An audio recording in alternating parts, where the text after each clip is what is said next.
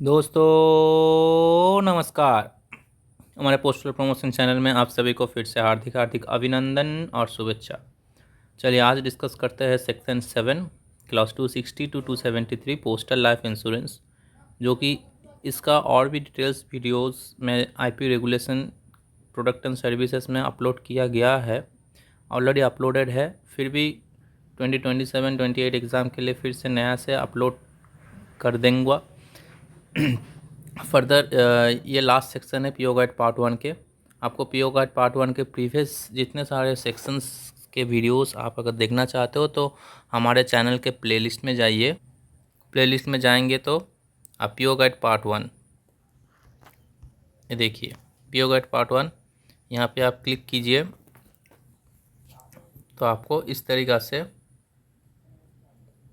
पूरे section wise, clause wise, पूरे category wise, topic wise यहाँ पे दिया गया है। आप जाइए, जाके अपना टॉपिक कंप्लीट कीजिए। कोई भी डाउट्स होगा, कोई भी क्वेश्चंस होंगे या फिर कहीं पे भी मैंने गलत बताया है, गलत डिस्कस किए हैं तो आप प्लीज़ कमेंट सेक्शंस में मुझे बताना ना भूलें। चलिए आज का क्लास स्टार्ट करते हैं। Postal life insurance. Postal life insurance was introduced on 1 February 1884. This is important questions as per exam purpose as a welfare measure for the benefit of postal employees, and now the scheme covers the employees of the following organization, जैसे कि central government employees, state government employees, employees of railways, employees of defence, armed forces personal and civilians, extra departmental agents of postal and telecommunications department, industrial and work charged employees of the postal and telecommunication department, all permanent and temporary employees with the 3 years service of the following establishments, जैसे कि local fund, local bodies, universities establish by government, government aided educational institutions, केंद्रीय विद्यालय, council of scientific and industrial research CSIR, Indian standards institution, medical council of India MCI, dental council of India, nursing council of India, pharmacy council of India, provident fund organisations, Indian council of agriculture research and subordinate organisations, agriculture produce marketing committee, reserve bank of India, state bank of India and its subsidiaries, nationalized banks, 5 centralized central financial institution जैसा कि industrial development bank of India, industrial finance corporation of India, industrial credit and investment corporation of India, industrial research construction corporation of India, unit trust of India, employees state insurance corporation, khadi and village industries commissions. तो इतने सारे employ आप PLI open कर सकता है। इसके साथ साथ फीमेल के लिए भी परमिशंस अलाउ किया गया है, जो कि डिटेल्स में हम लोग बाद में डिस्कस करेंगे। PLI और PLI एग्ज़ाम के लिए इम्पॉर्टेंट है और यहाँ से क्वेश्चंस हर साल आता ही आता है। MTS पोस्टमैन पेपर 1 और PSA के लिए भी इम्पॉर्टेंट है और इंस्पेक्टर पोस्ट एग्ज़ाम के लिए भी ये इम्पॉर्टेंट टॉपिक है। लेकिन हम लोग यहाँ पे सिर्फ पीओ गाइड पार्ट 1 में जितने हैं उतना ही डिस्कस करेंगे। बाकी प्रोडक्ट एंड सर्विसेज के जब मैं क्लास करवाऊँगा वहाँ पे और डिटेल्स में इसके बारे में आपको डिस्कस करवा दूँगा। Next, the following types of policies are issued by PDIF, जैसे कि whole life assurance, endowment assurance, convertible whole life assurance, whole life assurance. चलिए, premium has to be paid monthly until the person reaches the age of 50, 55, 58, 60 or 70 years. The full value with the bonus accrued will be paid to the nominee assigned a successor on the death of the insurant. तो जो policy किए हैं अगर वो death होते हैं तो उनको नॉमिनी के नाम पे पूरा अमाउंट ट्रांसफ़र कर दिया जाएगा। नेक्स्ट देखिए, endowment assurance EA, premium has to be paid monthly until the person attains the age of 30, 33, 40, 45, 50, 55, 58 or 60. The full value with the bonus accrued will be paid to the insurant when the policy matures. In case of earlier death, the full value with bonus accrued till the time of death will be paid to the nominee, assignee या फिर successor. Next आ जाता है convertible whole life assurance CWLA. Premium is required to be paid monthly at the date applicable to whole life policy with premium ceasing at the age of 70.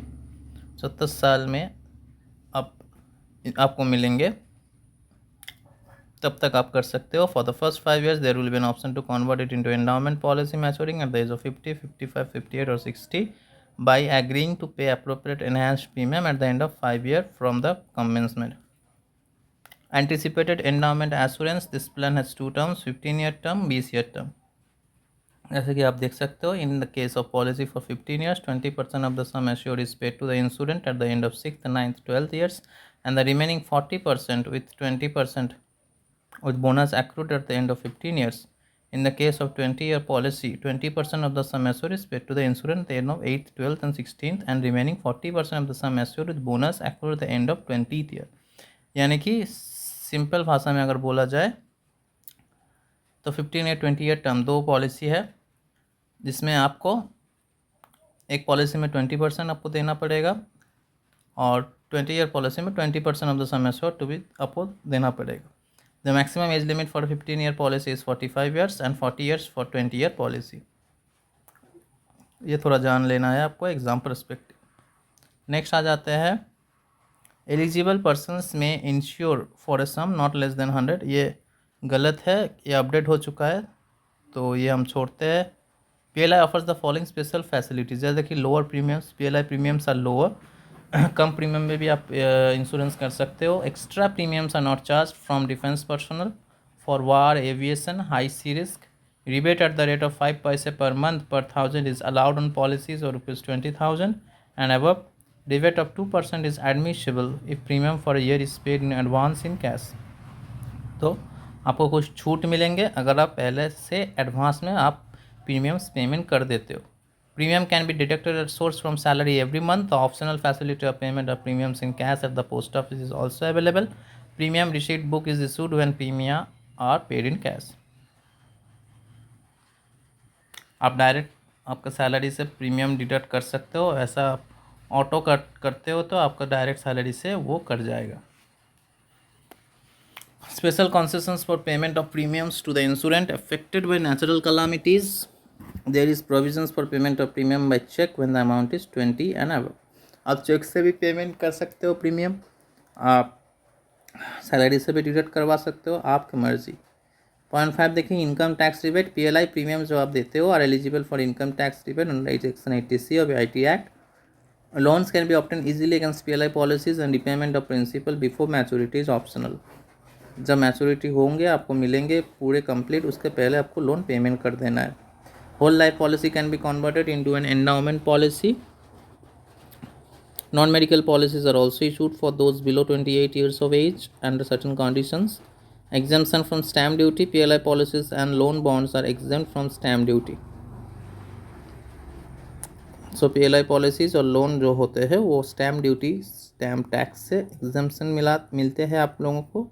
All PLI policies are with profit policies. Nominations, facility of nomination assignment is available at no extra cost.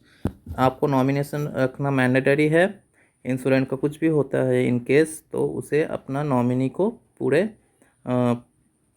Matured amount मिलने का अधिकार होता है, जो कि nomination रखने के लिए कोई एक्स्ट्रा कॉस्ट नहीं लगता है. Higher bonus. PLI gives higher bonus. The latest rate of bonus on postal life insurance policies declared for the valuation period 1978-81 are as under. तो ये अभी नहीं देखना है, ये चेंज हो चुका है. ये नहीं देखना है, ये अभी चेंज हो चुका है. नेक्स्ट देखिए clause 265. proposed forms for offering insurance are available at departmental post office. The forms should be filled in by the proposer in the presence of his immediate superior development officer DO, who will then affix his signature at the proper place. After the principal record officer immediate superior furnishes the required certificates on the proposal form, the same will be made available to the nearest government medical officer, authorized private medical practitioner. The medical officer will, after examination of the proposal, will furnish the required certificates to the postmaster general for acceptance of the proposals in this regard. जितने भी proposals है कि insurance available departmental post office, जितने भी proposals है वो departmental post office आप complete कर सकते हो. और फॉर्म जो है वो फिल करना है आपको इमीडिएट सुपीरियर डेवलपमेंट ऑफिसर के सामने, जो कि वो एफिक्स कर देंगे. तो वो एफिक्स करने के बाद the same will be made available to the nearest government medical officer, authorised private medical officer. The medical officer after taking the proposal furnish the required certificate the PMG for acceptance for proposal in this regard.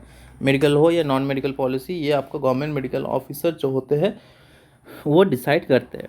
Rates of premium. The tables of premium are for all 4 types of policies are furnished at the end of this session. section. Next, clause 267, manner of realizing premium. The first premium should be paid in cash in the post office selected by the proposer on or before the date intimated by the Postmaster General who accepts the proposal. तो बोला जा रहा है कि first premium जो है आपको cash में पेमेंट करना है. Subsequent premium can also be paid in cash in any post office selected by the insurant on or before 21st of every month.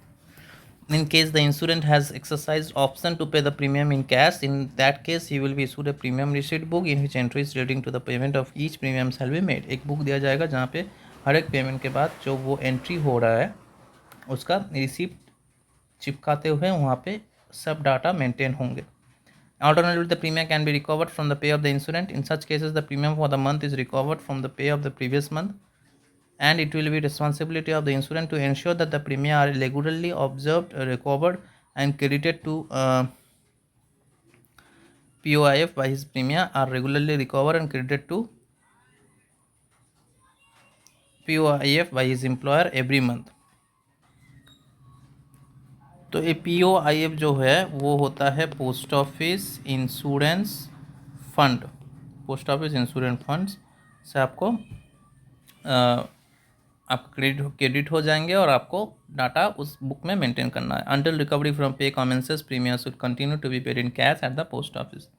In case of any insurant whose premium is recovered from pay, ceasing to be an employee of the organization which made him eligible for PLI and does not join any other organization of this nature as an employee for any reason, after the insurance has been effected, he should pay further premium in cash at a post office selected by him. He should inform the Postmaster General about the change and request for issue of a premium receipt book. यानी कि कोई भी इंश्योरेंट हो यानी कि customer जो किसी का जिसका प्रीमियम बाकी है और अगर वो कोई भी ऑर्गेनाइजेशन ज्वाइन नहीं करता है एज एन एम्प्लॉय, तो after the insurance has been affected he should pay further premium in cash. तो उसके बाद जितने भी प्रीमियम चलता रहेगा उसे कैश में उसे पेमेंट करना है और इसके लिए आपको प्रीमियम रिसीट बुक कलेक्ट करके वहाँ पे डाटा मेंटेन करना है. Conversion, alteration of policy terms, reduction, discontinuance और commutation of premiums are permissible under certain conditions. जैसे कि details can be ascertained from the Postmaster General. तो ये सब का डिटेल्स जो है पोस्टमास्टर जनरल से रखेंगे अपने पास. नेक्स्ट देखिए clause 269, revival of policies. 270 loans, 271 surrender, 272 settlement of claim. Revival आप कैसे कर सकते हो? The policy becomes void if any premium due on it remains unpaid. It can however be revised by the Postmaster General at his discretion if all the premium due with such fine as he may impose are paid and a medical certificate of continued good health is produced. An application for revival should be made to the Postmaster General. तो आपको revive करना है, आपका policy बंद हो गया है तो आपको पोस्टमास्टर जनरल को नोटिस करना है. Loans are granted on the security of the policies provided the policy has been in force for at least 3 years in the case of endowment policies and 5 years in the case of whole life policies. Applications for loans should be made to the PMG. तो postmaster general को आपको return में देना है कि आपको loan चाहिए, लेकिन उसके लिए एक प्रावधान है जैसे कि 3 years मिनिमम होना चाहिए in case of endowment policies और 5 years मिनिमम होना चाहिए in case of whole life policies. Surrender, a policy may be surrendered for an immediate payment in cash provided the policy is of not less than 3 years and duration and is in force on the date of application. तो surrender करना है तो minimum 3 साल होना चाहिए कोई भी policy, उसके बाद आप सरेंडर कर सकते हो and is in force on the date of application. Settlement of claim, the face value of the policy together with the bonus accrued on it becomes payable either on the insurance attending the specified. अगर उम्र निकल गया तब आपको settle करना है. On death of the insurant, अगर insurant को डेथ हो चुका है तो आपको सेटल कर लेना है. In the former case the sum assured along with the bonus accrued will be paid to the insurant on his applying for it in the prescribed proforma and closing the following documents. तो जो case बताया गया इस case में अगर आपका हो जाता है तो आपको किस तरीके से जमा देना है. एक परफॉर्मा है उसे फिलअप करते हुए और ये जो डॉक्यूमेंट्स होता है पॉलिसी डॉक्यूमेंट्स और the loan repayment book if loan was taken. Point 2, premium receipt book in case premium was paid in cash. Certificate from the page receives taxing authority showing the recoveries of the last 6 insurance of premium. ये सब documents को fill up करते हुए आपको जमा देते हुए आपको अगर ये केस हुआ है तो आपको सेटलमेंट कर लेना है। नेक्स्ट देखिए, the application with the document should be submitted immediately after paying the last premium to the postmaster general. कहाँ पे देना है? पोस्ट मास्टर जनरल को। तो ये सब एप्लीकेशन करते हुए डॉक्यूमेंट्स सबमिट करते हुए लास्ट डॉक्यूमेंट्स है after paying the last premium. In the case of death of the insurant the sum assured and bonus accrued is payable to the nominee या फिर assignee of the insurant. In the absence of the nomination और assignment on the policy the total amount will be paid to the legal hire by successor on production of evidence to that effect. The claimant should apply in the prescribed form and forward it to the Postmaster General along with the following documents. तो जैसे ही insurance का death हो जाता है तो सम accord और bonus जो है ये सब नॉमिनी या फिर असाइनिंग को पेमेंट होता है।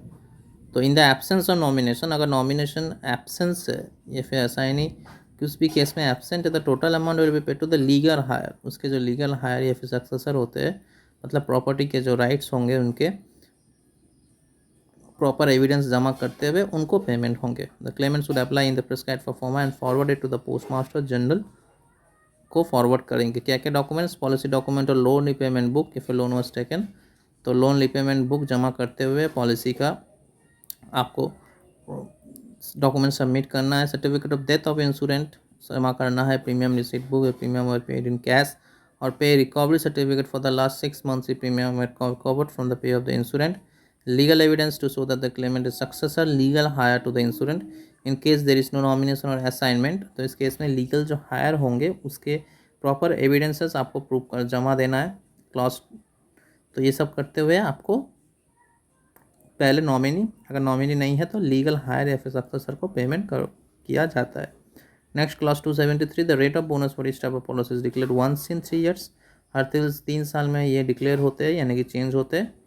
तो अभी जो है वो हम बाद वाले क्लासेस में अपलोड करेंगे। तो यहाँ पे जो बोनस है वो नहीं आप पढ़िएगा क्योंकि वो लैप्स हो चुका है, वो बोनस अभी यूज़ में नहीं है।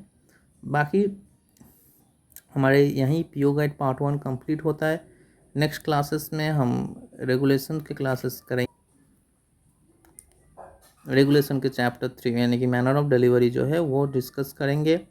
और ऐसा ही हमारे साथ जुड़ते रहिए, पढ़ते रहिए और एक चांस में एक ही अटेम्प्ट में एग्ज़ाम क्रैक करके आप अपना प्रमोशन लेते हुए बढ़िया से सम्मान के साथ नौकरी कीजिए। हमारे आशा यही रहेगा। और अगर आपको अच्छा लगा तो प्लीज़ सब्सक्राइब कीजिए हमारे चैनल, क्योंकि वहीं से मोटिवेशन मिलता है। आपका सक्सेस हमारा सक्सेस। थैंक यू, धन्यवाद, जय हिंद।